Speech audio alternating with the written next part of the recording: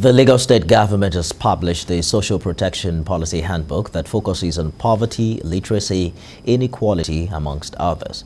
This is following the approval of the State Social Protection Policy by the State Executive Council in August 2020. Idioluwa Kukwala reports.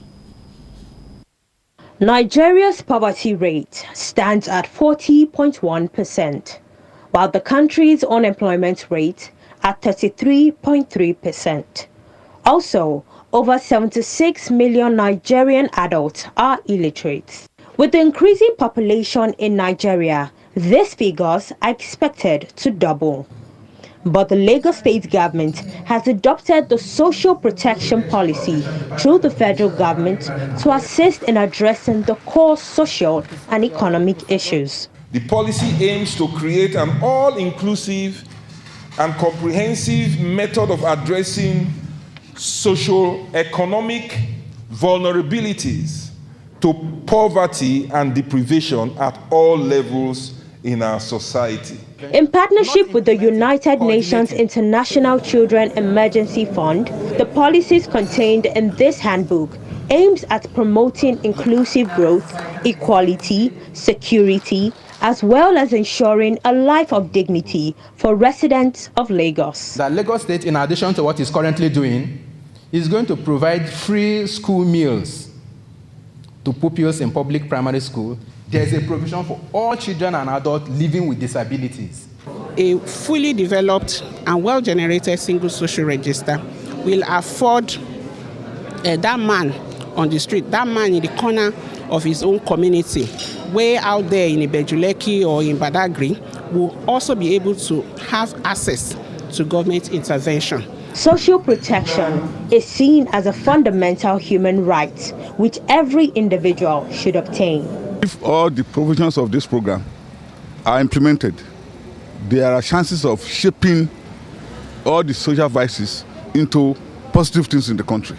With the hashtag Ambition 2030 of the 2015 Sustainable Development Goals, this intervention from the state government will allow a steady progress in ensuring the rights of all citizens are well secured and protected. Idioluwa Kukwala, TVC News, Lagos. And now to politics. Some northern youths have predicted that the All Progressives Congress will emerge stronger from its current leadership crisis. They spoke in Port Harcourt while reacting to the controversies trailing the build-up to the National Convention scheduled for the 26th of March. Senior reporter Uche Okoro has more. The jostle for leadership positions in the All Progressives Congress at the national level has become a source of concern for some party faithful. Particularly, the dispute over the office of the national chairman is again raising concerns that the APC may be weakening its chances at the polls in 2023. Many Nigerians are also waiting to see the impacts that President Muhammadu Buhari's intervention would have on the situation. But for the South and Southeast Arewa Youth Group, there is no cause for alarm. The successful conduct of the APC National Convention would restore normalcy to the party. And the issue of this crisis lingering till 2023, I don't see it lingering till 2023. The crisis will naturally die immediately after the convention. The heat of the crisis and everything is due to this convention. Every bloc is trying to bring out, to make sure they bring out the national chairman from their own bloc. But we strongly believe by 26 to 27 of this month, after the convention, this internal crisis will die naturally.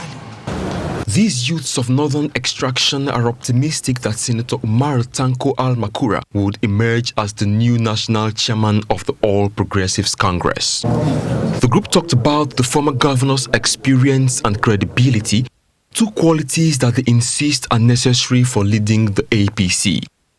The history of the party, they say, supports their position. Among the three major political parties that form the APC, only the CPC are yet to produce a national chairman. We strongly believe now is the time for a national chairman. We strongly believe now is the time for a national chairman from CPC, and the most suitable and formidable person is Senator Umar Tanko Al-Makura. The South and Southeast Arawa Youth Group also rejected the idea of a consensus candidate for the position of national chairman, saying only an open contest would produce the best. Uche Okoro, TVC News, Port Harcourt. The federal government has warned licensed lottery companies in the country to pay their outstanding liabilities or risk revocation of their licenses. The Minister of Special Duties and Intergovernmental Affairs, Senator George Akume, spoke at the official launch of the Back to School Jumpstart project in Lagos. Statistics put the number of deaths from the COVID-19 pandemic to more than 6 million.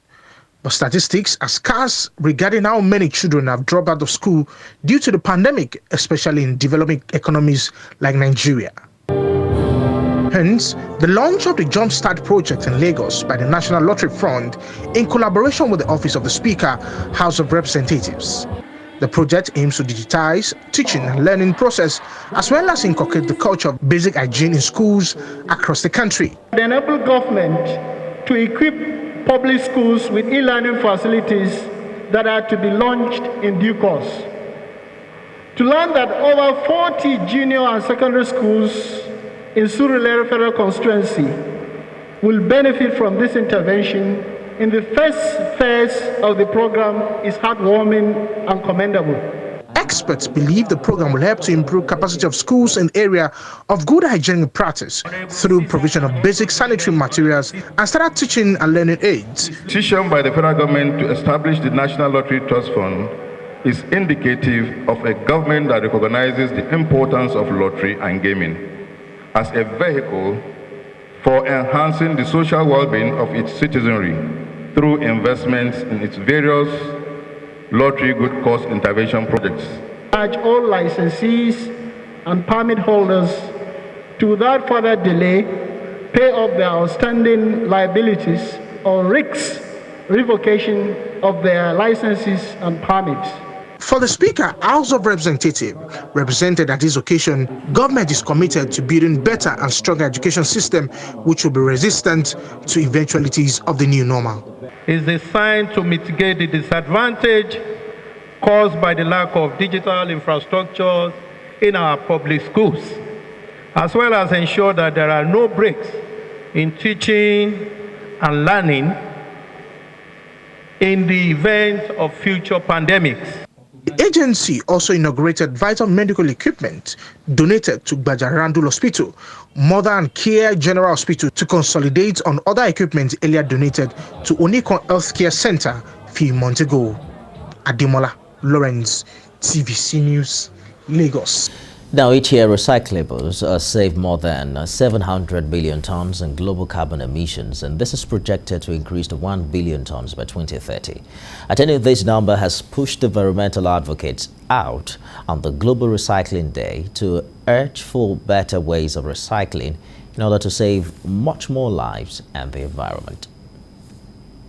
It is Global Recycling Day, a day set aside to encourage people to think again about what is thrown away. This year is shifting focus to celebrate the recycling fraternity, those who put themselves on the front line to collect waste and recycle them during the multiple lockdowns. To support improvement. This school in the heart of the capital city is doing its own part to ensure that waste is used for the good of the students and not left to be harmful to the environment through the construction of this toilet. We need to keep the world clean and the environment clean so that we won't have like issues with the environment. Encourage, and I'll also put waste bins in every corner of my house so that it can be easier if you want to recycle anything rather than throwing it on the floor, and also be hygienic. When you get this waste and you're able to segregate them properly, you'll be able to know which one you can recycle and they will be of use. Even in the school here, that is what we do. Global Recycling Day was created to help recognize and celebrate the importance recycling plays in preserving the primary resources of the planet. Environmental advocates like Dorothy believe that recycling is one way to save the planet and secure its future. Most of the waste we generate in our offices, in our homes, in our schools are majorly recyclable waste. I'm talking of paper, I'm talking of plastic and metal. So what we do now, instead of evacuating this waste to the dump sites, we train cleaners for free to segregate this waste using the color-coded bin, and when they segregate it, we evacuate it to a recycling company free of charge. The day strives to urge world leaders that recycling must be a global issue and encourage people to think resourcefully and not waste. Kemi Balogun, TVC News, Abuja.